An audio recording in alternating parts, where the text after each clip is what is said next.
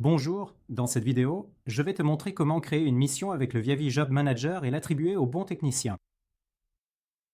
Tu te connectes au portail Strata 5 sur le cloud, puis tu vas sur le tableau de bord. TPA pour Test Process Automation. Si tu n'as pas accès à ce tableau de bord, adresse-toi à l'administrateur de ton entreprise pour qu'il puisse activer les droits nécessaires. Dans la section TPA, tu es alors dans le Job Manager et ici, tu peux ensuite créer une mission. Tu choisis ensuite le bon modèle. C'est ton entreprise qui l'a préparé pour toi. Il devrait y avoir différents modèles, donc des configurations disponibles. Dans cet exemple, je choisis une mesure standard point à point avec 12 phases. Ensuite, tu dois saisir le nom de la mission ici. Ça peut être le nom d'un projet ou n'importe quel autre nom.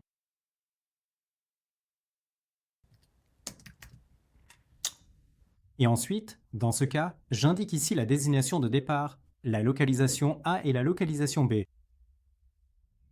Ici, par exemple, c'est le rack 1. Et ici, nous avons le rack 2 pour qu'on sache d'où à où va les câbles. Donc, on a saisi la désignation de début et de fin, puis je passe au test. Et comme tu peux le voir, tout est déjà préparé ici. Ce sont 12 phases numérotées de 1 à 12, donc il n'y a en fait rien à faire. Et ensuite, je peux tout simplement enregistrer le tout. Et le job est déjà créé. Je peux aussi créer un autre job. Je vais maintenant ici sur FTTA. J'indique aussi ici un nom de job.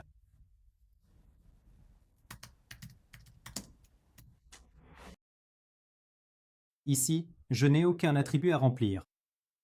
Je vais ensuite dans les tests et là, je vois qu'aucune localisation de test n'est encore disponible. Avec les auto-IDS, c'est bien sûr plus simple si je prépare cela sous forme d'un Excel, donc d'un fichier CSV. Et ensuite, je peux ici télécharger le fichier CSV. Je vais maintenant ici sur la liste de tests. Là, je vois maintenant les numéros B avec la numérotation des ports à la fin. Et ça, je l'ai préparé dans l'Excel, puis importé. Et ensuite, je peux dire « Ok, parfait, j'enregistre le tout ». Ensuite, c'est important, les jobs sont maintenant, pour ainsi dire, créés, une fois ici et une fois là, mais ils ne sont pas encore attribués aux techniciens. Cela signifie que cela n'arrivera pas ainsi sur l'appareil de mesure. Il est important de sélectionner les jobs en conséquence et ensuite de les assigner, donc de les attribuer au bon technicien. Et là, je me choisis moi-même. Avec ma TechID, sur laquelle l'appareil de mesure est également configuré en conséquence. Et dès que j'ai fait l'attribution, le technicien peut maintenant lancer la synchronisation. Et le job apparaîtra alors sur son appareil de mesure.